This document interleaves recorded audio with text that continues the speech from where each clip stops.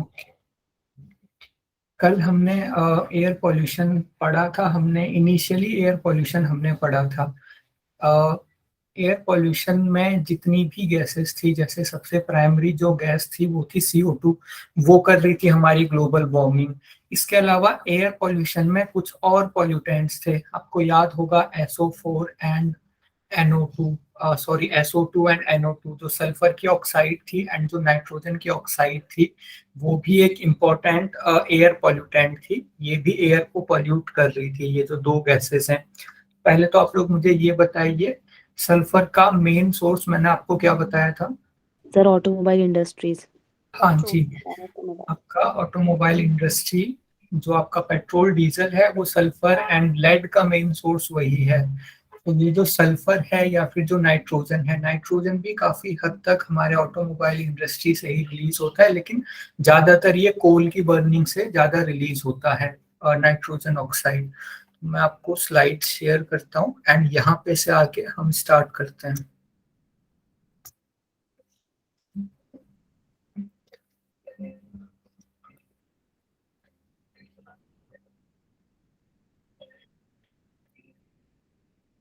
ठीक है, नेक्स्ट हमने पढ़ना है एसिड रेन।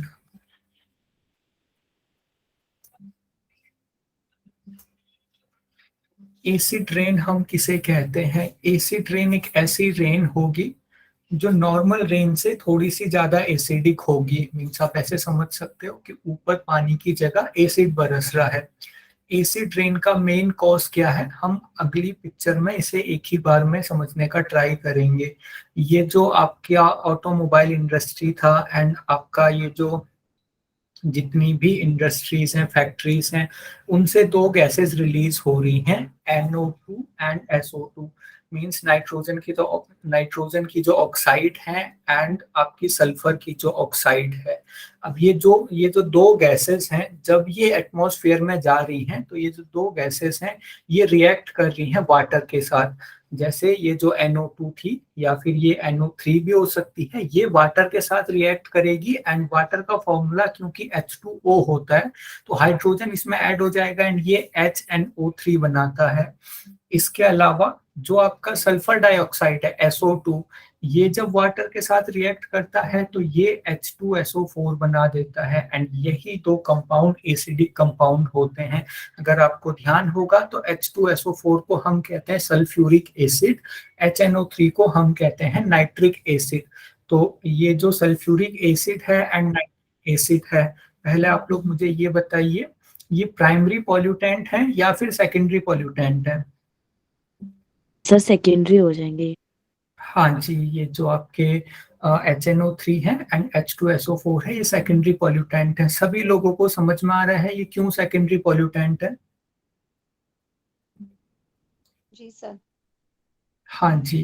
तो ये जो HNO3 एंड H2SO4 आपके बने थे, उसके बाद ये जब बारिश होती है तो बारिश के साथ ये नीचे आ जाएंगे एंड जो रेन होगी वो एसिडिक रेन होगी, क्योंकि एसिड भी उसके साथ नीचे आएगा।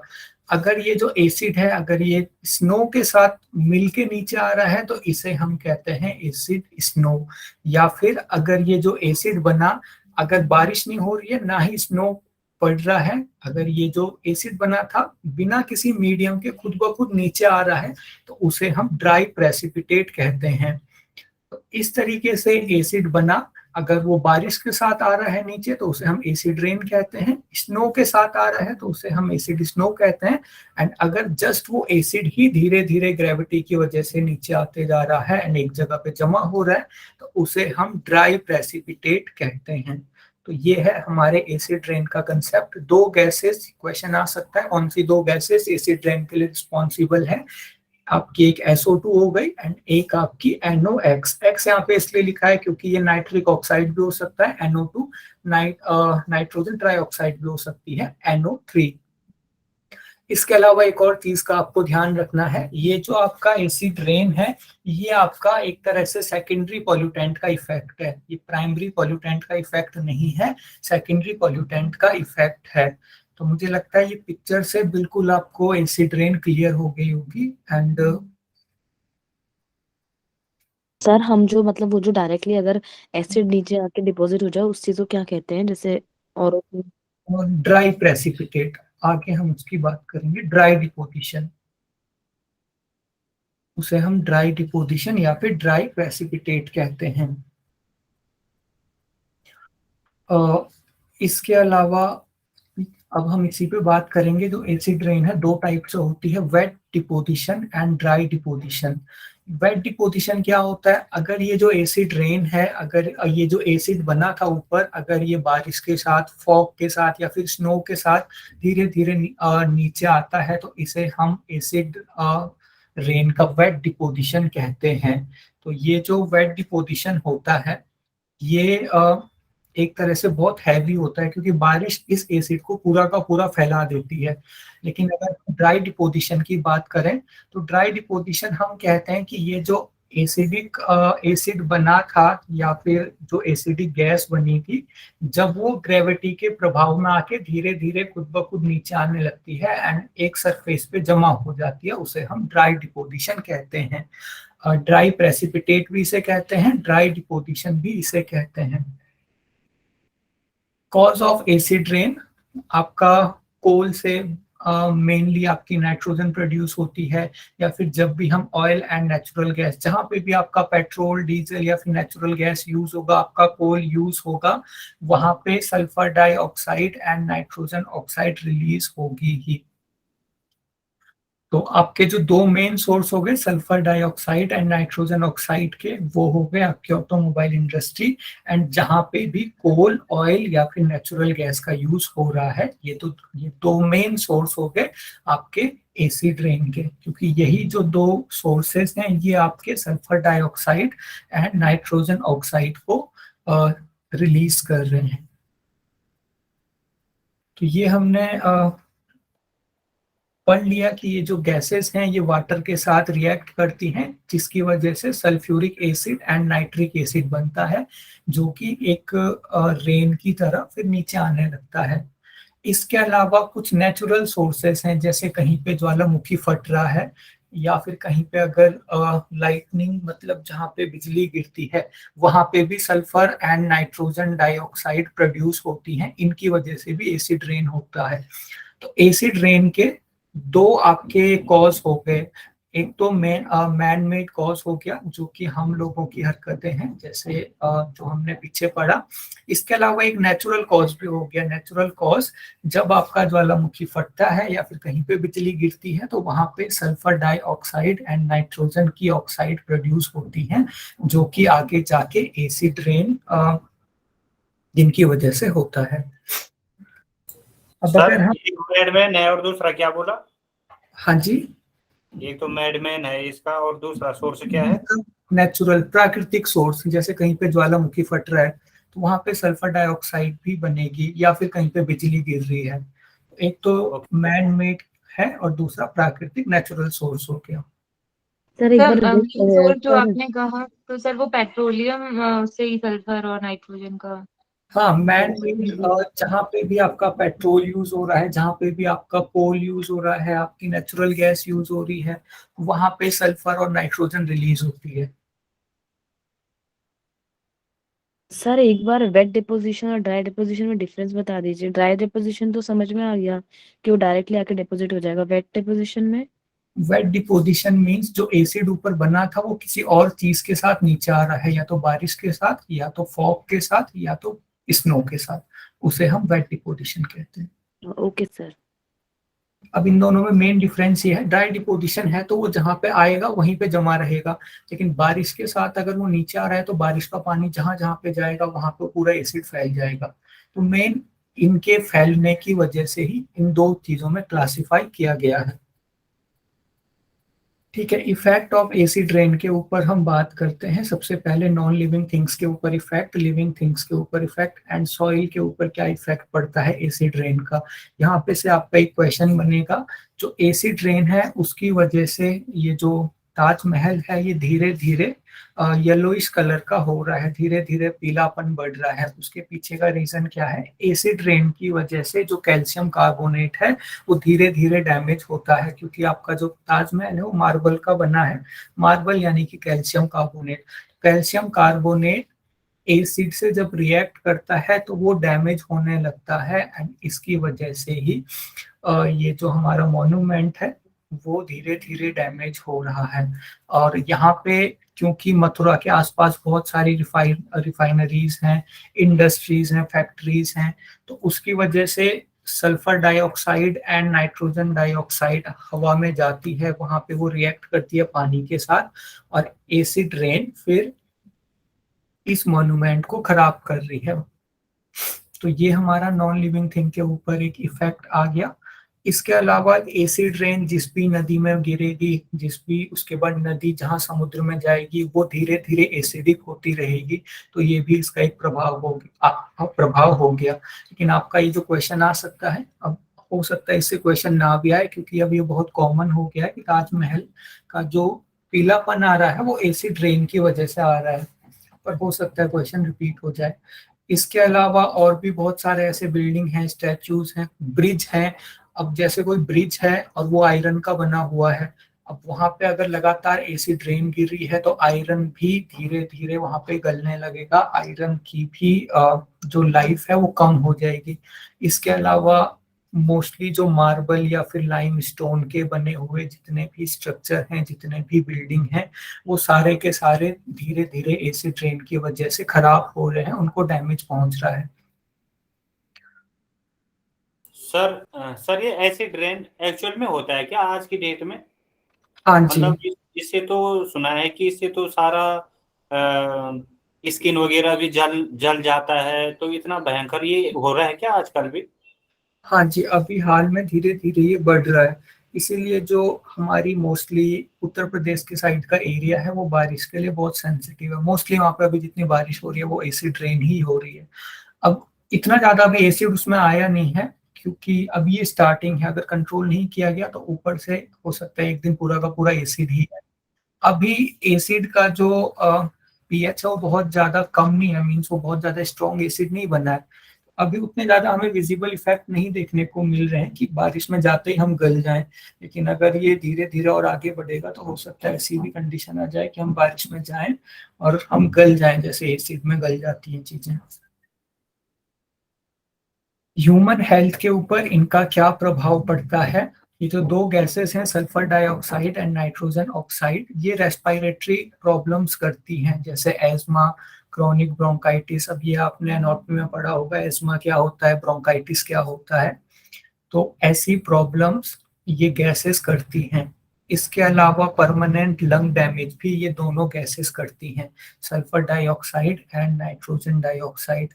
अगर हम वाटर एनिमल्स के ऊपर बात करेंगे तो सारा का सारा बारिश के साथ जो एसिड आ रहा है वो सारा का सारा लास्ट में जाएगा समुद्र में, एंड समुद्र की या फिर जितनी भी झील हैं, लेक्स हैं, जितने भी तालाब हैं, उन सब की एसिडिटी, उन सब की अम्लीय कैरेक्टर जो है वो बढ़ता जा रहा है, जिसकी वजह से वहां पे जो मछलियां हैं वो मर रही हैं। एक्वेटिक इकोसिस्टम धीरे धीरे खत्म हो रहा है किसी भी लेक का एसिड रेन की वजह से।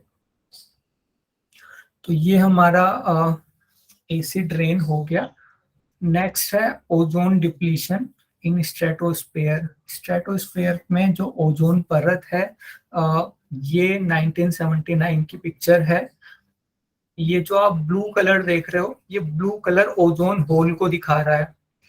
ओजोन होल मींस हमारी जो स्ट्रेटोस्फेयर है वहां पे ओजोन की बहुत बड़ी लेयर होती है, बहुत थिक ब्लैंकेट, एक तरह से आप पृथ्वी के चारों तरफ एक कंबल मान सकते हो ओजोन की। अब धीरे धीरे उसमें होल होना स्टार्ट हो गया है। 1979 में ये बिल्कुल छोटा सा होल था और बहुत ज्यादा डेंस होल नहीं था। 2008 तक आते आते ये जो होल है ये बहुत ज्यादा बड़ा हो गया है। पूरा का पूरा जो अंटार्कटिका है वहां पे वो एक्सपोज हो गया है यूवी रेडिएशन के लिए। अब ये ओजोन क्या काम करती है एक बार उसे देख लेते हैं हम, फिर हम बात करेंगे ओजोन डिप्लीशन की। डिप्लीशन का मतलब होता है क्षय हो जाना। जो ओजोन की परत है धीरे धीरे उसका क्षय हो रहा है, धीरे धीरे होल हो रहा है, ओजोन लेयर में छेद हो रहा है, इसे हम ओजोन डिप्लीशन कहते हैं। ओजोन हमारी क्या काम करती है? सबसे पहले दो तरह की ओजोन होती है। एक ओजोन होती है बैड ओजोन, एक ओजोन होती है गुड ओजोन। बैड ओजोन उस ओजोन को कहते हैं जो कि ट्रोपोस्फेयर हमने बात की थी कि जिस हवा में हम सांस ले रहे हैं वो ट्रोपोस्फेयर है। तो ट्रोपोस्फेयर में जो ओजोन होगी, मतलब 10 किलोमीटर तक जो रीजन है, अगर वहां पे ओजोन होती है तो उसे बैड ओजोन कहते हैं। क्योंकि ये पिछली बार भी हमने बात की थी, अगर हम ओजोन को इनहेल कर लेंगे, अगर हम अपनी सांस में ओजोन को अंदर ले रहे हैं तो वो हमें हार्म करेगी और हमारे लिए वो जहर का काम करती है। तो जो भी ओजोन आपकी ट्रोपोस्फेयर में पाई जाती है, यानी जो भी ओजोन ऐसी जगह पे पाई जा रही है जहाँ पे हम सांस ले रहे हैं, उसे हम बैड ओजोन कहते हैं। लेकिन एक हिस्सा ऐसा है जहाँ पे हम सांस नहीं लेते, उतने ऊपर तक हम जाते ही नहीं है, वो हिस्सा है स्ट्रेटोस्फेयर का। तो स्ट्रेटोस्फेयर में जो ओजोन होती है उसे हम इनहेल तो नहीं कर सकते, उसे हम सांस के साथ अंदर तो नहीं ले सकते, क्योंकि हम इतने ऊपर नहीं जाते हैं। तो यहाँ पे जो ओजोन होती है इसे हम गुड ओजोन कहते हैं दोनों के दोनों ही ओजोन, पर क्षेत्र के हिसाब से हमने इन्हें bad ozone and good ozone कह दिया है। जो स्ट्रेटोस्फेयर में ओजोन होगी वो गुड ओजोन होगी। उसे हम गुड ओजोन क्यों कहते हैं? उसे हम गुड ओजोन इसलिए कहते हैं कि ये जो ओजोन होगी, यूवी रेज, जो हमारा सूर्य का प्रकाश आता है उसमें बहुत सारी अल्ट्रा वायलेट रेज होती हैं। अल्ट्रा वायलेट रेज की भी अलग अलग कैटेगरी होती है। उसमें से कुछ अल्ट्रा वायलेट रेज ऐसी होती है कि अगर वो सीधे सीधे हमारी स्किन पे पड़ गई तो हमारी स्किन में कैंसर तक हो सकता है। ऑन्कोजेनिक प्रॉपर्टी होती है उनकी, यानी कि कैंसर कॉजिंग प्रॉपर्टी, या फिर हमें स्किन से रिलेटेड इश्यू हो सकते हैं, या फिर अगर हमारी डायरेक्ट आईज के ऊपर पड़ गई तो हो सकता है कि हमें कंप्लीट ब्लाइंडनेस आ जाए, हम अंधे हो जाएं। तो सूर्य से आने वाली जो भी यूवी रेस हैं, जो भी अल्ट्रा वायलेट रेस हैं, उनको ये ओजोन रोक देती है, एंड इसीलिए हम इसे गुड ओजोन कहते हैं। तो ये जो गुड ओजोन है ये आपकी स्ट्रेटोस्फेयर में पाई जाती है। इसके अलावा आपने देखा होगा कि जब भी सूर्य ग्रहण होता है या फिर सूर्य ग्रहण या फिर ऐसी ही कोई खगोलीय घटना और होती है, वहां पे हमें डायरेक्ट सन को देखने से मना किया जाता है और बाहर निकलने से मना किया जाता है। क्योंकि जब भी सूर्य ग्रहण होगा या फिर चंद्र ग्रहण होगा तो ऐसे में जो रेज आती है वो थोड़ा सा रिफ्रैक्ट होके आती है और यूवी रेज की मात्रा बढ़ जाती है। ऐसे जितने भी घटनाएं होती हैं वहां पे यूवी रेज की मात्रा बढ़ जाती है। तो यूवी रेज की मात्रा बढ़ने की वजह से वो हमारे लिए और भी ज्यादा खतरनाक हो जाती है। इसीलिए हमेशा ग्रहण को देखने से मना किया जाता है। तो एक बार फिर से हम इस पे आते हैं, bad ozone and good ozone. तो ये जो ओजोन है ये मैंने आपको बताया था एक कंबल की तरह पृथ्वी के चारों तरफ होती है। अब इस कंबल की जो थिकनेस है, जो मोटाई है, उसे हम नापते हैं डॉप्सन यूनिट में। ये आपको याद होना चाहिए। ये जो डॉप्सन यूनिट है,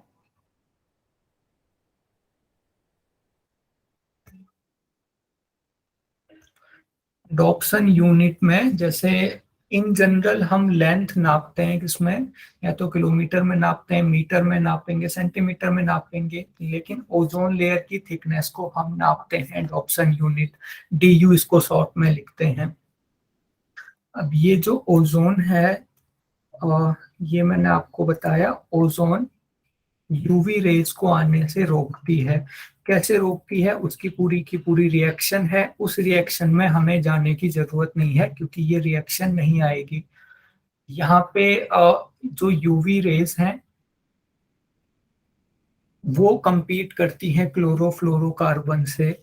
एक बार मैं थोड़ा सिंपल वे में एक्सप्लेन करने की कोशिश करता हूँ। जो ओजोन है वो यूवी रेज को धरती पे आने से रोकती हैं, लेकिन जो क्लोरोफ्लोरोकार्बन्स होते हैं, क्लोरोफ्लोरोकार्बन्स एक गैस है जो कि मोस्टली फ्रिज में यूज होती है। यहाँ पे क्लोरोफ्लोरोकार्बन्स के अंदर बहुत सारी चीजें आ जाती हैं, लेकिन इस ग्रुप को हम कहते हैं क्लोरोफ्लोरोकार्बन। तो ये जो क्लोरोफ्लोरोकार्बन है ये बहुत हल्के होते हैं, एंड बहुत हल्के होने के कारण ये जो हमारा वायुमंडल है उसमें ऊपर की तरफ जाते हैं, स्ट्रेटोस्फेयर की तरफ जाते हैं। अब जैसे ही ये स्ट्रेटोस्फेयर तक पहुंच जाते हैं वहां पे ये ओजोन को तोड़ना स्टार्ट कर देते हैं। तो जितना ज्यादा हम क्लोरोफ्लोरोकार्बन रिलीज करेंगे, ह्यूमंस जितना ज्यादा क्लोरोफ्लोरोकार्बन रिलीज करेंगे, उतना ही ये क्लोरोफ्लोरोकार्बन ओजोन को तोड़ेंगे एंड उतना ही जो यूवी रेज है वो धरती पे फिर आने लगेगी। इसे हम कहते हैं ओजोन लेयर डिप्लीशन। अब ओजोन लेयर डिप्लीशन की वजह से जो यूवी रेज हैं, यूवी रेज में भी मोस्टली जो यूवी बी रेज हैं वो मोस्टली आपके बॉडी में डीएनए को भी म्यूटेट कर सकती है। म्यूटेशन हम कहते हैं डीएनए में कोई चेंज लेके आना। तो यूवी रेज में से भी कौन सी रेज? UV B rays. ये जो यूवी बी रेज हैं ये ही कैंसर कॉजिंग एजेंट हम इसे कहते हैं, या फिर आपकी स्किन में कोई और डैमेज कर सकती है। तो अगर जो ओजोन लेयर का डिप्लीशन हो गया, अगर ओजोन लेयर में छेद हो गया, तो यूवी बी रेज सीधे सीधे हमारी धरती पे आएगी और लोगों में फिर स्किन कैंसर होने लगेगा, स्किन से रिलेटेड और भी परेशानियां होने लगेंगी। ये इम्पैक्ट है ओजोन लेयर डिप्लीशन का। इसके अलावा जो हमारी यूवी बी रेज हैं वो हमारी आंखों के लिए भी बहुत घातक होती हैं एंड कैटरेक्ट यानी कि मोतियाबिंद कर सकती है। इसके अलावा ब्लाइंडनेस कर सकती है, हमें पूरी तरह से अंधा कर सकती है। तो ये भी एक इम्पैक्ट हो गया ओजोन लेयर डिप्लीशन का। यहाँ पे एक और टर्म है स्नो ब्लाइंडनेस। स्नो ब्लाइंडनेस हम कहते हैं कि जो हमारा कॉर्निया है, कॉर्निया यानी कि हमारी आई का जो सबसे बाहरी परत है उसे हम कॉर्निया कहते हैं। तो अगर वो सूज जाता है, अगर उसमें इन्फ्लेमेशन आ जाती है तो वो धुंधला हो जाता है। उसकी वजह से हमारी आई पूरी ठीक होने के बाद भी कुछ नहीं देख पाती। इसे हम कहते हैं स्नो ब्लाइंडनेस। तो ये सारी चीजें हमारी ओजोन डिप्लीशन के इम्पैक्ट हैं। अगर जो ओजोन का छेद है अगर वो इस तरह से बढ़ता गया तो ये सारी चीजें फिर हमारे साथ होने लगेगी।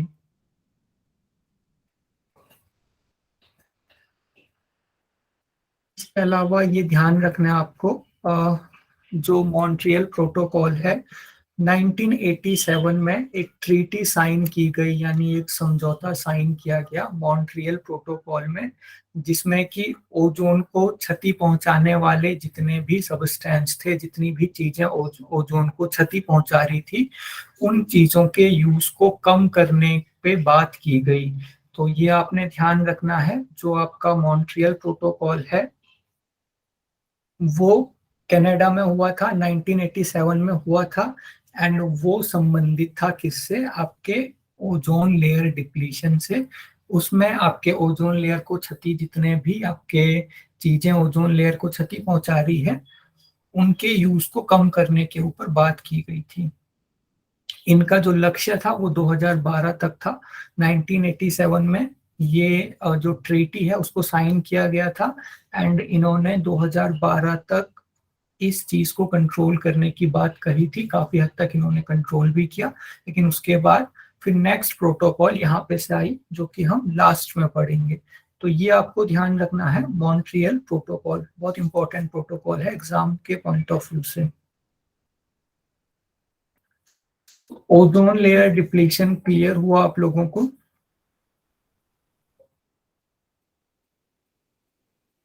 दो तीन क्वेश्चन इससे आएंगे। एक तो मॉन्ट्रियल प्रोटोकॉल, इसके अलावा यूवी में से कौन सी यूवी रेज हमारे लिए हार्मफुल होती है? UV B rays. इसके अलावा एक क्वेश्चन आपका क्लोरोफ्लोरोकार्बन से आ सकता है कि कौन सी गैस ओजोन के लिए सबसे ज्यादा हार्मफुल होती है? वो है क्लोरोफ्लोरोकार्बन एंड मोस्टली वो रेफ्रिजरेटर में यूज होती है, फ्रिज में यूज होती है। इसके अलावा ओजोन लेयर को हम कौन सा बोला था आपने? क्लोरोफॉर्म वाला? कौन सी गैस ओजोन लेयर के लिए सबसे ज्यादा हार्मफुल होती है? वहां पे हमारा क्लोरोफ्लोरोकार्बन आएगा एंड क्लोरोफ्लोरोकार्बन मोस्टली कहाँ पे यूज होते हैं? हमारे रेफ्रिजरेटर में, फ्रिज में यूज होते हैं। इसके अलावा ओजोन की थिकनेस को हम डॉप्सन यूनिट में नापते हैं, ये भी क्वेश्चन आ सकता है। तो ये सारे एमसीक्यू हैं जो इससे बनेंगे। एंड अब लगभग हमारा एयर पॉल्यूशन खत्म हो गया। सबसे पहले हमने एयर पॉल्यूशन पढ़ा। एयर पॉल्यूशन पढ़ने के बाद हमने एयर पॉल्यूशन के इम्पैक्ट पढ़े कि एक इम्पैक्ट एयर पॉल्यूशन का क्या हो रहा है कि ग्रीन हाउस गैसेस बढ़ रही हैं। ग्रीन हाउस गैसेस के बढ़ने से ग्लोबल वार्मिंग हो रही है। एक इम्पैक्ट हमने पढ़ा कि NO2 एंड SO2 बढ़ रही है, उसकी वजह से एसिड रेन की समस्या आ रही है। नेक्स्ट लास्ट इम्पैक्ट हमने पढ़ा कि जो ओजोन लेयर है ये डिप्लीट हो रही है क्योंकि क्लोरोफ्लोरोकार्बन का जो नंबर है वो बढ़ रहा है। इसीलिए मैंने एयर पॉल्यूशन के बाद डायरेक्टली आपको ये 3 चीजें पढ़ाई, क्योंकि ये तीनों ही चीजें एयर पॉल्यूशन का ही परिणाम है, एयर पॉल्यूशन का। सर क्लोरोफ्लोरोकार्बन को क्या बोलते हैं शॉर्ट फॉर्म में सर? CFC। ओके सर अगर सिर्फ क्लोरोफ्लोरोकार्बन ही इसका रीजन है ओजोन का अगर मोस्टली, तो सर फ्रिज क्या मतलब ओनली फ्रिज से, और हम फ्रिज में ही से यूज करते हैं तो इतना ज्यादा हो जाता है कि मतलब इतना ज्यादा इफेक्ट है इसका? क्योंकि ये जो क्लोरोफ्लोरोकार्बन है, अब जैसे कार्बन डाइऑक्साइड है, ये जो गैसेस हैं जैसे CO2 हो गया या फिर SO2 हो गया, इनकी एक छोटी लाइफ स्पैन होती है। कार्बन डाइऑक्साइड किसी के साथ एक बार अगर हमारी बॉडी में आ गई तो फिर हो सकता है वो किसी और गैस में कन्वर्ट हो जाए, हो सकता है उसका मॉलिक्यूलर डैमेज हो जाए। लेकिन ये जो क्लोरोफ्लोरोकार्बन है ये एक ओजोन को तोड़ेंगे, एक ओजोन के मॉलिक्यूल को तोड़ेंगे, फिर दूसरे मॉलिक्यूल के पास जाएंगे, फिर उसको तोड़ेंगे। यानी कि आज तक हमने जितने क्लोरोफ्लोरोकार्बन एटमॉस्फेयर में रिलीज किए वो सारे के सारे जमा हो रहे हैं एंड वो कभी भी उनका डैमेज नहीं होता। इसीलिए क्लोरोफ्लोरोकार्बन इतने हार्मफुल होते हैं। सर जो एसी से निकलती है गैस वो भी क्लोरोफ्लोरोकार्बन होता है क्या? कौन सी? एसी से निकलती है जो एसी में बहुत ज्यादा यूज नहीं होता क्लोरोफ्लोरोकार्बन का। मोस्टली क्लोरोफ्लोरोकार्बन वहां पे यूज होती है जहां पे आपको जो हमारा फ्रीजर होता है ना, जहां पे हम बर्फ जमाते हैं, तो वहां पे ज्यादा आपका यूज होता है क्लोरोफ्लोरोकार्बन। एसी में यूज होता है लेकिन उतने एक्सटेंट में नहीं। तो जो आपके कोल्ड स्टोरेज होते हैं ना, वो बहुत बड़े सोर्सेस हैं क्लोरोफ्लोरोकार्बन के, जहाँ पे की पूरी बिल्डिंग ही हमने फ्रिज बनाई होती है। तो सर वो घर में इफेक्ट नहीं करती, मतलब वो क्लोरोफ्लोरोकार्बन जब हम लोग घर में फ्रिज वगैरह यूज करते हैं? वो वहां पे रिलीज होती है लेकिन वो हमारे लिए उतनी ज्यादा हार्मफुल नहीं है। एंड क्योंकि वो हल्की होती है तो डायरेक्ट सीधे ऊपर एटमॉस्फेयर की तरफ जाती है। Okay sir, okay. हाँ जी, ठीक है। नेक्स्ट हमने पढ़ना है water pollution. And water pollution में आपके 2-3 टर्म्स बहुत ज्यादा इंपॉर्टेंट हैं, उनके ऊपर हम ज्यादा फोकस करेंगे।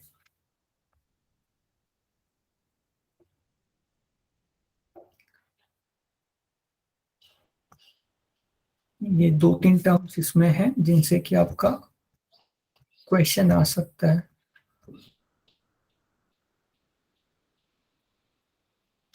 तो वाटर पॉल्यूशन हम किसे कहते हैं? वाटर पॉल्यूशन बहुत सिंपल है। जैसे एयर पॉल्यूशन में एयर में कुछ ऐसे चीजें आ जा रही थी जो कि एयर को पॉल्यूट कर रही थी एंड एयर को हमारे लिए हार्मफुल बना दे रहे थे। तो सिमिलरली वाटर में कुछ ऐसी चीजें मिल जाती हैं जो कि वाटर को यूज के लिए अनफिट बना देती हैं, वाटर को एक तरह से टॉक्सिक बना देते हैं हमारे लिए। उसे हम कहते हैं वाटर पॉल्यूशन, यानी कि वाटर को पॉल्यूट करना। तो जो हमारा डोमेस्टिक सीवेज है या फिर जो इंडस्ट्री से जो भी वेस्ट निकल रहा है वो वाटर को अनफिट कर देता है ह्यूमन यूज के लिए, या फिर पानी में रहने वाली जितनी मछलियां हैं वो उनको भी इससे नुकसान पहुंचता है। तो मोस्टली जो अगर हम वाटर पॉल्यूशन की बात करें तो वाटर को पॉल्यूट करने वाली 3 चीजें हैं। सबसे पहला है सस्पेंडेड सॉलिड्स। सस्पेंडेड सॉलिड्स यानी कि वाटर में रहने वाली कुछ सॉलिड चीजें। इसमें आपका आ गया सैंड, यानी कि जो आपकी रेत हो गई, सिल्ट, क्ले, मिट्टी, ये जो सारी चीजें जब पानी में मिल जाती हैं तो वो भी वाटर को यूज के लिए अनफिट बना देती हैं। इसके अलावा कुछ कोलॉइडल मटेरियल, कोलॉइडल मटेरियल यानी कि जो पूरी तरह से सॉलिड भी नहीं है, जैसे फॉर एग्जांपल जो हमारा मानव अपशिष्ट हो गया, फीकल मैटर, इसके अलावा कुछ बैक्टीरिया प्रेजेंट होते हैं, इसके अलावा कुछ कपड़ों के छोटे छोटे टुकड़े प्रेजेंट हो गए, ये भी पानी को यूज के लिए अनफिट बनाते हैं। इसके अलावा पानी में घुली हुई कुछ चीजें जैसे कि आपका नाइट्रेट हो गया, आपका NH3 हो गया, आपका फॉस्फेट, या फिर कुछ और मिनरल्स हो गए, जिससे कि हमारा जो पानी है वो जहरीला हो जा रहा है। तो जो हमारा वाटर पॉल्यूशन है मोस्टली इन 3 चीजों की वजह से होता है। अगर वाटर में ये 3 चीजें प्रेजेंट है तो हम कहेंगे कि वाटर पॉल्यूटेड है और वाटर हमारे यूज के लिए नहीं है। इससे आपका कोई भी क्वेश्चन नहीं आएगा, क्योंकि जस्ट एक जनरल डिस्कशन था वाटर पॉल्यूशन क्या होता है।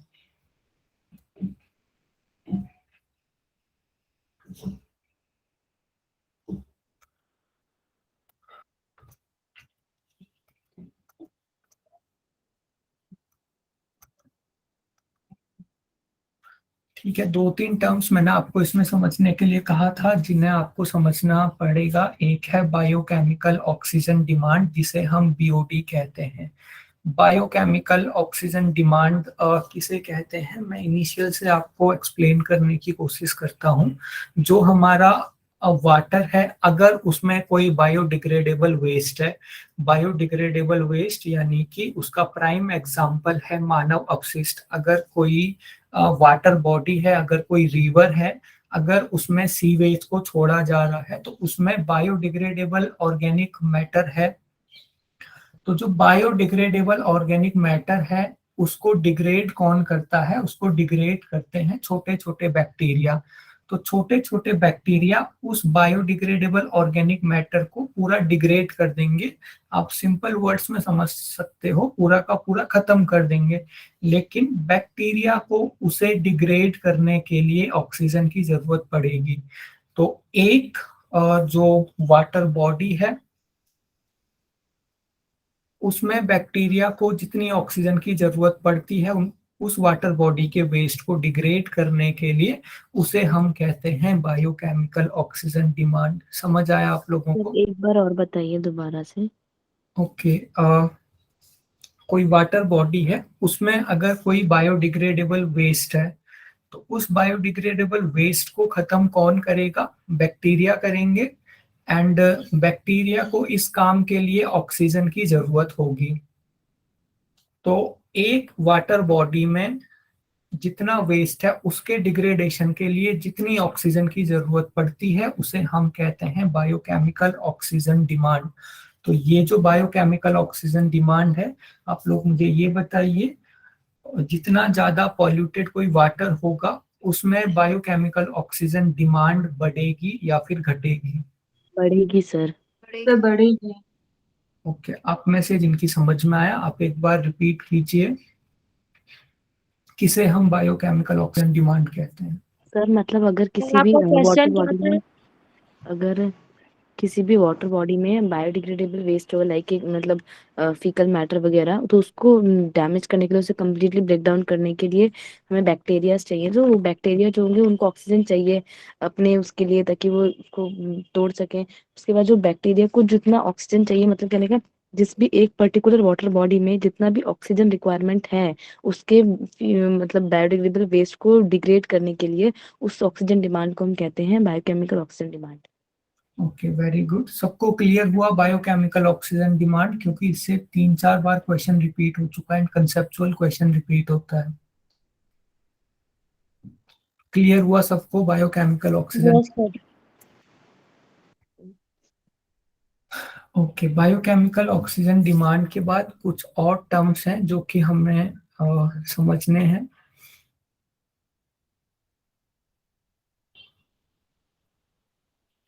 तो ये जो बायोडिग्रेडेशन है, बायोडिग्रेडेशन की वजह से कई बार जो आपका एक्वेटिक ऑर्गेनिज्म है उनकी डेथ भी हो जाती है। उसके पीछे का रीजन क्या है? जितना ज्यादा वेस्ट हमारे वाटर बॉडी में रहेगा, आप नदी इमेजिन कर सकते हो, जितना ज्यादा वेस्ट एक नदी में रहेगा उसके बैक्टीरिया उतना ही ज्यादा ऑक्सीजन का यूज करेंगे उस वेस्ट को डिग्रेड करने के लिए। तो वो जो नदी है उसमें ऑक्सीजन की कमी हो जाएगी एंड इसकी वजह से बहुत सारे एक्वेटिक ऑर्गेनिज्म की डेथ भी हो जाती है। तो ये एक इम्पैक्ट है वाटर पॉल्यूशन का। इसके अलावा एल्गल ब्लूम। सर मतलब उसमें ऑक्सीजन ही तो इंक्रीज हो रहा है, तो फिर एक्वेटिक एनिमल्स को प्रॉब्लम क्यों हो रही है? ऑक्सीजन इंक्रीज नहीं हो रहा है, ऑक्सीजन की डिमांड इंक्रीज हो रही है। पर अब हम फिर से आप देखिए, इसे बायोकेमिकल ऑक्सीजन डिमांड है। ये ऑक्सीजन इंक्रीज नहीं हो रही है, ऑक्सीजन की डिमांड इंक्रीज हो रही है।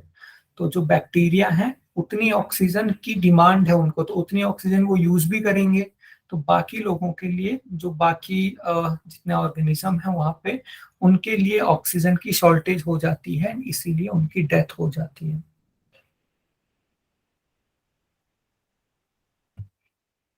नेक्स्ट है एल्गल ब्लूम। एल्गल ब्लूम हम किसे कहते हैं?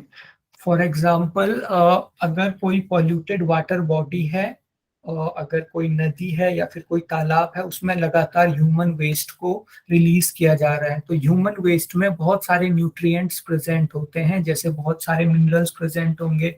और क्योंकि हमारी बॉडी सारा का सारा एब्जॉर्ब तो करती नहीं है, मोस्टली हमारी बॉडी वेस्ट की फॉर्म में बॉडी से आउट कर देती है। तो जो हमारा वेस्ट होता है ह्यूमन वेस्ट में, क्योंकि बहुत सारे न्यूट्रिएंट्स प्रेजेंट होते हैं, इसकी वजह से जो वाटर बॉडी है वहां पे एक स्पीसीज होती है एल्गी, जिसे हम शैवाल कहते हैं। इसकी स्पीसीज बहुत ज्यादा बढ़ जाती है, इनकी वहां पे ग्रोथ बहुत ज्यादा बढ़ जाती है एंड ये पूरी की पूरे तालाब को हरा कर देते हैं, क्योंकि पूरा का पूरा फैल जाते हैं ये, क्योंकि वहां पे न्यूट्रिएंट्स ज्यादा प्रेजेंट होते हैं। एंड इनकी वजह से जो नीचे की फिशेज हैं उन तक ऑक्सीजन नहीं पहुंचती है एंड उनकी डेथ हो जाती है। इसे हम कहते हैं एल्गल ब्लूम। एल्गल का मतलब आपका जो शैवाल है, ब्लूम का मतलब है विस्फोट। तो जैसे जनसंख्या विस्फोट होता है ना, कि जनसंख्या बहुत ज्यादा बढ़ रही है, तो सिमिलरली एल्गल ब्लूम क्या हुआ कि अगर कोई वाटर बॉडी है एंड हमने वहां पे कुछ ऐसा सीवेज डाल दिया या फिर कुछ ऐसा पॉल्यूटेंट्स डाल दिए जो कि वहां पे न्यूट्रिएंट्स को बहुत ज्यादा बढ़ा रहे हैं, उसकी वजह से जो शैवाल है उनकी जनसंख्या बहुत ज्यादा बढ़ती जाती है एंड ये पूरी की पूरी वाटर बॉडी को कवर कर देते हैं। आपने देखा होगा बहुत सारे तालाबों का जो कलर है वो पूरा का पूरा हरा हो जाता है एंड बहुत सारी जो नदियां हैं वो भी काफी ज्यादा हरी हो जाती है। उसके पीछे का रीजन ये एल्गल ब्लूम ही है। एल्गल ब्लूम का साइड इफेक्ट क्या है कि ये जो एल्गल ब्लूम है ये वाटर बॉडी के सरफेस पे इकट्ठा हो जाता है, ऑक्सीजन को अंदर नहीं जाने देता, जिसकी वजह से मछलियों की डेथ हो जाती है। इसके अलावा कुछ कुछ एल्गी, कुछ कुछ शैवाल जो हैं वो खुद भी टॉक्सिक होते हैं, खुद भी जहरीले होते हैं। तो ये भी एक आपका इम्पैक्ट हो गया वाटर पॉल्यूशन का, एल्गल ब्लूम। तो दो चीजें हमने डिस्कस कर ली। एक हमने डिस्कस की बायोलॉजिकल ऑक्सीजन डिमांड, दूसरी चीज जो हमने डिस्कस की वो हमने डिस्कस किया एल्गल ब्लूम।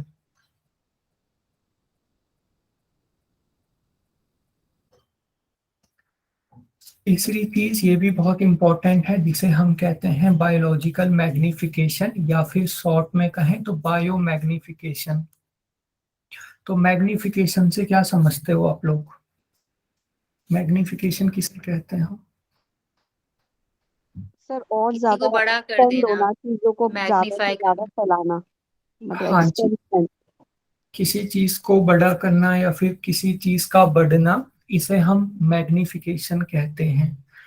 तो फॉर एग्जाम्पल, अगर कोई हमने कुछ ऐसे टॉक्सिकेंट्स यानी कि कुछ ऐसी चीजें जो कि एनिमल्स के लिए टॉक्सिक हैं, हम सबके लिए टॉक्सिक है, जैसे आपका मरकरी हो गया, आपका डीडीटी हो गया, ये सारी चीजें हमारे लिए जहरीली होती हैं और सारे के सारे एनिमल्स के लिए जहरीली होती हैं।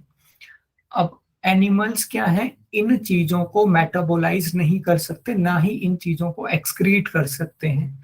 तो इसी वजह से हमारा बायोमैग्निफिकेशन होता है। बायोमैग्निफिकेशन मैं एक बार आपको स्टार्टिंग से एक्सप्लेन करता हूँ। फॉर एग्जांपल कोई वाटर बॉडी है, वहां पे कुछ प्रोड्यूसर्स होंगे। प्रोड्यूसर्स मैंने आपको बताया था वाटर बॉडी में हमेशा फाइटोप्लैंक्टन होते हैं, या फिर इक्के दुक्के आपके वाटर के जो प्लांट होंगे वो प्रोड्यूसर्स होंगे।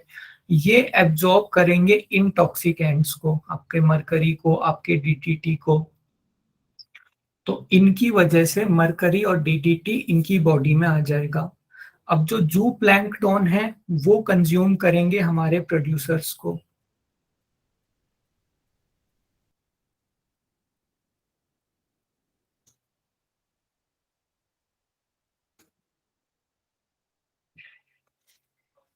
सर ये इससे एब्जॉर्ब क्यों करेंगे मतलब ये जो हमारे प्रोड्यूसर्स मतलब हाँ, फोटो उसे एब्जॉर्ब इसलिए करेंगे क्योंकि फॉर एग्जांपल कोई प्लांट है, वो वाटर तो एब्जॉर्ब करता है ना जमीन से। अगर हम वहां पे कुछ इंसेक्टिसाइड मिला देंगे तो वो वाटर के साथ उसे भी एब्जॉर्ब करेगा।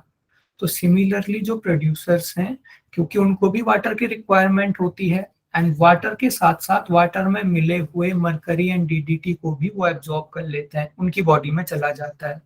क्लियर हुआ? Yes sir. इसके अलावा जो जू प्लैंकटन है वो फीड करेंगे प्रोड्यूसर्स के ऊपर। अब जो एक जू प्लैंकटन है, ऐसा तो नहीं है कि वो एक ही प्लांट को खाएगा। वो 3-4 प्रोड्यूसर्स को खाएगा एंड अपनी लाइफ टाइम अलग मतलब लाइफ टाइम खाता रहेगा इन प्रोड्यूसर्स को। तो एक प्रोड्यूसर्स के अंदर जितना डीडीटी जमा हुआ था, अगर हम उसका कंपेयर करें जू प्लैंकटन से, तो एक जू प्लैंकटन के अंदर बहुत ज्यादा मात्रा बढ़ जाएगी डीडीटी की, क्योंकि इसने बहुत सारे प्रोड्यूसर्स को खाया है। अगर हम स्मॉल फिशेस की बात करें तो एक जो स्मॉल फिश होगी वो अपने लाइफ टाइम में बहुत सारे जू प्लैंकटन को खाएगी, एंड एक एक जू प्लैंकटन के अंदर जितना डीडीटी था, जितना मरकरी था, वो इनके बॉडी में आ जाएगा एक फिश के अंदर। तो सिमिलरली जो लार्ज फिशेस हैं वो भी अपनी लाइफ टाइम में बहुत सारी स्मॉल फिशेस को खाती हैं, और इनकी बॉडी में जो टॉक्सिक कैंट था वो और भी ज्यादा बढ़ जाता है। लास्ट में जो आपकी फिश ईटिंग बर्ड्स हैं, मोस्टली यहाँ पे एग्जांपल लिया जाता है जो आपके वल्चर्स हो गए। वल्चर्स के एक्सटिंक्शन का रीजन यही है। वल्चर्स यानी कि गिद्ध धीरे धीरे क्यों खत्म हो रहे हैं, क्योंकि ये मछलियों को खाते हैं, एंड एक मछली के अंदर इतना ज्यादा टॉक्सिकेंट्स था, तो ये बहुत सारी मछलियों को जब खाएंगे तो इनकी बॉडी में वो टॉक्सिकेंट्स और भी ज्यादा बढ़ जाएगा। तो आप लोग देखो, जैसे जैसे हम ट्रॉपिक लेवल पे ऊपर की तरफ बढ़ रहे हैं, वैसे वैसे जो टॉक्सिकेंट है, जो जहर है, उसकी मात्रा बढ़ती जा रही है एक इंडिविजुअल की बॉडी में। इसी मात्रा के बढ़ने को हम बायोमैग्निफिकेशन कहते हैं। अब उसका एक एग्जाम्पल देख लेते हैं। सर जो लोग फिश वगैरह इंटेक करते हैं, it's not good for health क्या कहते हैं? फिश तो बहुत अच्छी प्रोटीन्स होती हैं, ओमेगाज होते हैं। ओके, अब ये पूरा एक अलग टॉपिक हो गया। इसमें और भी चीजें हमें इंक्लूड करनी पड़ेगी, लेकिन इस पॉइंट ऑफ व्यू से अगर आप किसी ऐसी जगह की फिश को इंटेक कर रहे हो जहाँ पे कि डीडीटी बहुत ज्यादा है, जहाँ पे मरकरी जिस वाटर बॉडी में है, तो डीडीटी एंड मरकरी हमारे बॉडी में भी आएगा। इस पॉइंट ऑफ व्यू से सही नहीं है। बाकी ये पूरा एक अलग टॉपिक है, तो कभी डिस्कस करेंगे हम इसे, अगर ये टॉपिक हमारा आया तो। आपका जो वाटर है, वाटर में बायोमैग्निफिकेशन ऑफ डीडीटी होता है। फॉर एग्जांपल जो आपकी वाटर में आपके जो फाइटोप्लैंक्टन थे, इनमें डीडीटी की एक कंसंट्रेशन होगी। जू प्लैंक्टन में डीडीटी की डीडीटी क्या है सर? डीडीटी ये डीडीटी एक तरह का इंसेक्टिसाइड होता है जो कि हम अपने खेतों में डालते हैं, एंड वहां से बारिश के साथ साथ चले जाता है किसी वाटर बॉडी में। हो सकता है कि बारिश के साथ साथ ये घुलते हुए या तो जमीन के अंदर चले जाए, या फिर जैसे खेतों में से बारिश का पानी नहरों में इकट्ठा होता है, या फिर वहां से किसी लेक में जमा होता है, तालाब में जमा होता है, तो ये डीडीटी वहां पे से एक वाटर बॉडी में आ जाता है। इसका फुल फॉर्म होता है डाइक्लोरो डाइफिनाइल ट्राइक्लोरोइथेन। तो ये इसका फुल फॉर्म है, और ये एक इंसेक्टिसाइड है जो कि किसान अपने खेतों में यूज करते हैं। तो जैसे जैसे हो चुका हाँ जी, है। हाँ जी। सर ये जो डीटीटी है ये काफी टाइम से बैन हो रखा है। हाँ जी, काफी टाइम से बैन है, लेकिन क्योंकि इसके बहुत सीधे से इफेक्ट दिखते हैं किसानों को, तो बैन होने के बाद भी ये यूज होता है। एंड क्योंकि बैन हुए बहुत टाइम से नहीं हुआ, तो पहले ये बहुत ज्यादा यूज होता था एंड अभी उसका इम्पैक्ट हमें देखने को मिल रहा है। उसका एक इम्पैक्ट यही है जो मैं आपको अभी एक्सप्लेन कर रहा हूँ। डीडीटी जो है वो फाइटोप्लैंक्टन में थोड़ी कम क्वांटिटी में रहेगा, जू प्लैंक्टन में बढ़ जाएगा, स्मॉल फिशेज में और ज्यादा बढ़ जाएगा, लार्ज फिशेज में और ज्यादा बढ़ जाएगा। एंड इसके अलावा लार्ज फिशेस को खाने वाले जो प्रीडिएटर होते हैं, जैसे यहाँ पे ऑस्प्रे लिखा है, या फिर हम बात करते हैं वल्चर्स की, गिद्ध की, तो लास्ट में ये उनकी बॉडी में जमा हो जाता है, गिद्ध की बॉडी में जमा हो जाता है। एंड गिद्ध की बॉडी में जमा होने की वजह से ये उनकी बॉडी में कैल्शियम मेटाबॉलिज्म को डिसरप्ट कर देता है, यानी कि कैल्शियम का जो अवशोषण होना था वो अवशोषण उनकी बॉडी में नहीं हो पाता है। तो कैल्शियम की उनकी बॉडी में कमी हो जाती है डीडीटी की वजह से। कैल्शियम की कमी होने की वजह से जो उनके एग्स हैं, जो उनके अंडे हैं, वो स्ट्रॉन्ग नहीं रह पाते हैं।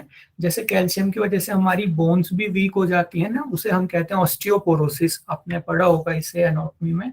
सिमिलरली जो उनके एग्स हैं उनमें कैल्शियम की कमी की वजह से उनके एग्स भी वीक हो जाते हैं।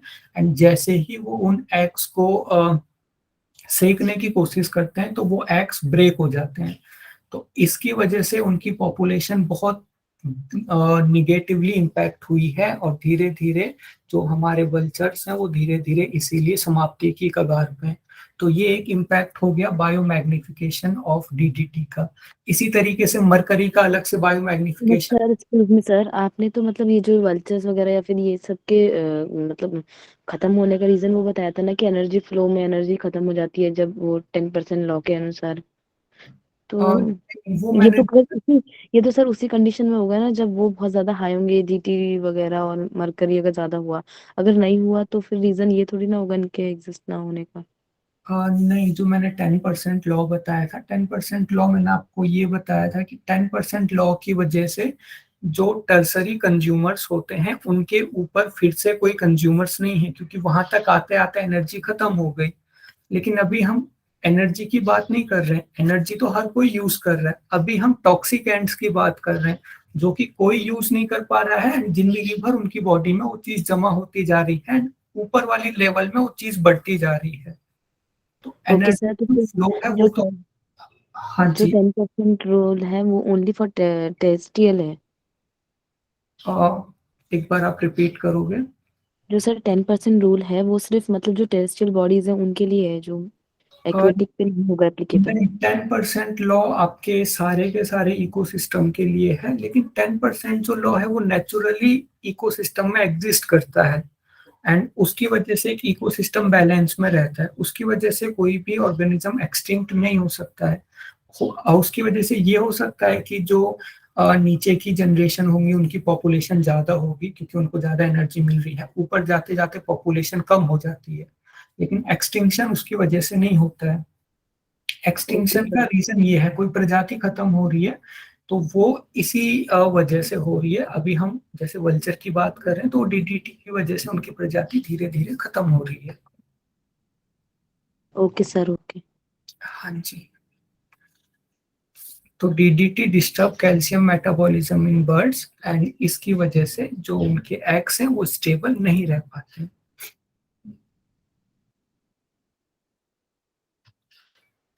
इसके बाद एक और टर्म हमने पढ़ना है, यूट्रोफिकेशन। यूट्रोफिकेशन हम किसे कहते हैं? यूट्रोफिकेशन का मतलब कोई लेक है, अगर वो धीरे धीरे खत्म हो जाए तो उसे हम कहते हैं यूट्रोफिकेशन। अब कोई लेक है, अगर उसमें बहुत ज्यादा न्यूट्रिएंट्स नहीं है, तो बहुत ज्यादा न्यूट्रिएंट्स नहीं होंगे तो बहुत धीरे धीरे उसमें प्लांट्स ग्रो होंगे, उसमें जो फिशेस हैं उनकी पॉपुलेशन बहुत धीरे धीरे बढ़ेगी, क्योंकि संसाधन वहां पे लिमिटेड है। एंड अगर कोई प्लांट या फिर एनिमल अगर डाई करता है तो वो जमा होने लगता है लेक के नीचे। लेकिन अगर हम इस लेक में न्यूट्रिएंट्स की मात्रा बढ़ा दें, अगर हम यहाँ पे जो ह्यूमन सीवेज है उसको लगातार यहाँ पे छोड़ रहे हैं, अगर हम यहाँ पे न्यूट्रिएंट्स की मात्रा बढ़ा रहे हैं तो जो प्लांट्स हैं वो जल्दी जल्दी ग्रो करेंगे, जो फिशेस हैं वो भी जल्दी जल्दी ग्रो करेंगी क्योंकि उनको न्यूट्रिएंट्स बराबर मिल रहे हैं। तो प्लांट एंड फिशेस जल्दी जल्दी ग्रो करेंगी तो जल्दी जल्दी उनकी फिर डेथ भी होगी, एंड जितनी ज्यादा डेथ होती रहेंगी उतनी ज्यादा चीजें लेक के बेसमेंट पे जमा होती रहेगी, एंड धीरे धीरे ये जो लेक है इसकी गहराई कम होती जाएगी, एंड एक टाइम ऐसा आएगा कि लेक की गहराई बिल्कुल खत्म हो जाएगी, वहां पे लेक की जगह एक तरह से लैंड आ जाएगा। इसे हम कहते हैं यूट्रोफिकेशन। तो ये ऐसा नहीं है कि कुछ सालों की प्रोसेस है, इसमें बहुत सारे साल लग जाते हैं, 100, 200, 300 साल। तो धीरे धीरे जो लेक की नेचुरल एजिंग होती है, मतलब लेक की जो उम्र धीरे धीरे घट रही है न्यूट्रिएंट इनरिचमेंट की वजह से, वहां पे न्यूट्रिएंट्स की बढ़ने की वजह से लेक की उम्र धीरे धीरे घट रही है, उसे हम कहते हैं यूट्रोफिकेशन। क्लियर हुआ आप लोगों को? नहीं सर, तो वो तो मतलब बायोडिग्रेडेबल होते हैं ना, जो डेड मटेरियल्स होते हैं, तो वो डिट्रेस साइकिल यहाँ पे नहीं चलती है। टेट्रस साइकिल चलेगी, लेकिन लास्ट में एक लॉ है ना कि मास एंड एनर्जी कभी भी खत्म नहीं हो सकती। तो मास ठीक है, मास यहाँ पे रिवॉल्व करेगा डेट्रेटस साइकिल से, लेकिन बाहर से भी तो कुछ मास आ रहा है सीवेज की फॉर्म में, उसकी वजह से यहाँ पे जो लिविंग बीइंग है उनकी जो संख्या है वो बढ़ रही है, लेकिन धीरे धीरे तो वो यहीं पे जमा होते जाएंगे ना। अब फिर से भले उनकी पॉपुलेशन बढ़ेगी, लेकिन फिर से यहाँ पे धीरे धीरे इन जनरल आप ऐसे समझ सकते हो कि जो बाहर से न्यूट्रिएंट्स आ रहे हैं धीरे धीरे वो यहाँ पे जमा होने लगेंगे। अब वो भले साइकिल के थ्रू जमा हो रहे हैं, लेकिन जमा लेक के तल पे ही धीरे धीरे वो जमा होते रहेंगे। सर समझा नहीं, मतलब जमा होते हैं तो क्यों होते हैं ये, इसको ये सड़ते क्यों नहीं है सर? सड़के, अब मैं आपको वही कह रहा हूँ ना, जैसे एक कंजर्वेशन ऑफ मास है ना, कि मास कभी भी है तो अगर कहीं पे मास है तो कभी भी खत्म नहीं हो सकता है, या तो वो सड़ेगा। तो सड़के भी तो जैसे डेट्रिटस फूड चेन में कोई मास है तो सड़ के सॉइल बना देता है, हमने लास्ट में पढ़ा। तो सड़ के जो सॉइल बनेगी तो वो यहीं पे जमा होगी ना, और वो जमा एक्यूमुलेशन भी वहीं पे होगा उसी जगह पे, धीरे धीरे बहुत टाइम लगता होगा एक्यूमुलेट होते होते, सेंचुरीज या हजारों साल, 1000 है ना? साल के बाद वो सॉइल बढ़ते बढ़ते पूरी लेक को कवर कर लेगी। तो इसे हम यूट्रोफिकेशन कहते हैं, कई सौ सालों की घटना है ये। और जो इसमें इनरिच न्यूट्रिएंट्स है वो किस रीजन की वजह से था?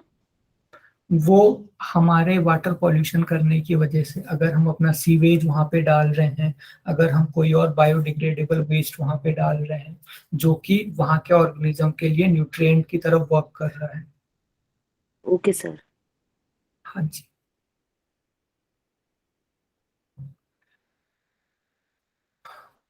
ओके, इसके अलावा एक इकोलॉजिकल सैनिटेशन का कंसेप्ट आता है जिसे हम इकोसैन टॉयलेट कहते हैं।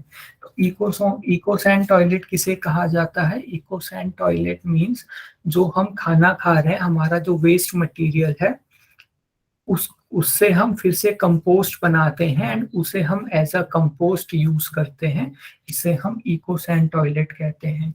नॉर्मली क्या होता था, जो सीवेज है उसे नदियों में छोड़ दिया जाता था या फिर किसी वाटर बॉडी में छोड़ दिया जाता था, वो वहां पे पॉल्यूशन करती थी एंड उस पॉल्यूशन की वजह से आपने देखा कितने सारे इम्पैक्ट आ रहे हैं।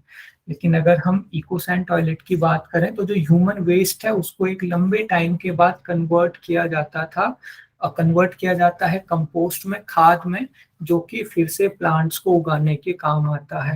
एंड एक बहुत प्रमोट किया हमारी गवर्नमेंट ने इसे, एंड एक अक्षय कुमार का आपने अगर एडवर्टाइजमेंट देखा होगा वो भी इकोसैन टॉयलेट के ऊपर ही है। तो इकोसैन टॉयलेट इनिशियली डेवलप हुए थे केरला में, श्रीलंका में, लेकिन अब धीरे धीरे जो गवर्नमेंट है वो पूरे इंडिया में इनको, स्पेशली जो रूरल एरियाज हैं जहाँ पे खाद की जरूरत है, वहाँ पे ये इकोसैन टॉयलेट हमारी गवर्नमेंट डेवलप कर रही है।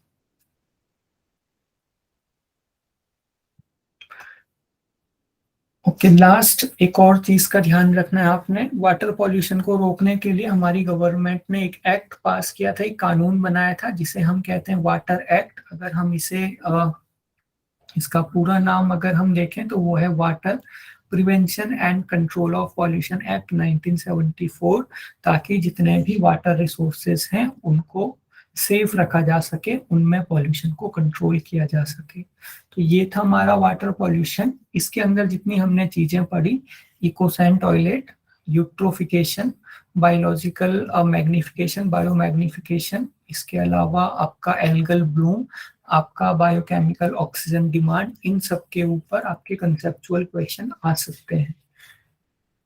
आज की क्लास में आपको कोई कंफ्यूजन है? हाँ जी पुष्पा जी। सर ये वाटर एक्ट वाला जरा दोबारा दिखा दीजिए सर।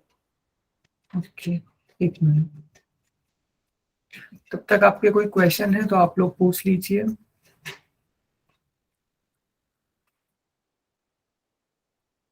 वाटर एक्ट आपका 1974 में लागू किया गया था, water prevention and control of pollution act. अभी तक मैंने आपको 3 एक्ट बता दिए, water act, environment act and air act. In 3 act को आपने याद रखना है।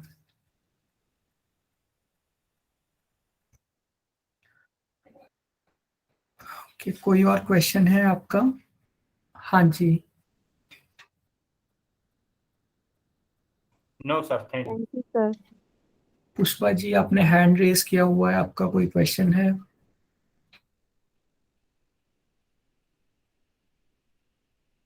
ओके ठीक है, आप लोग लीव कर सकते हो।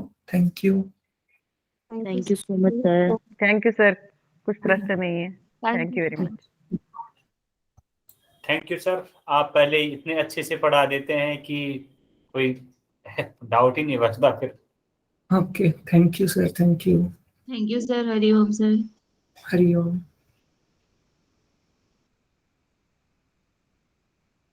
Thank you sir.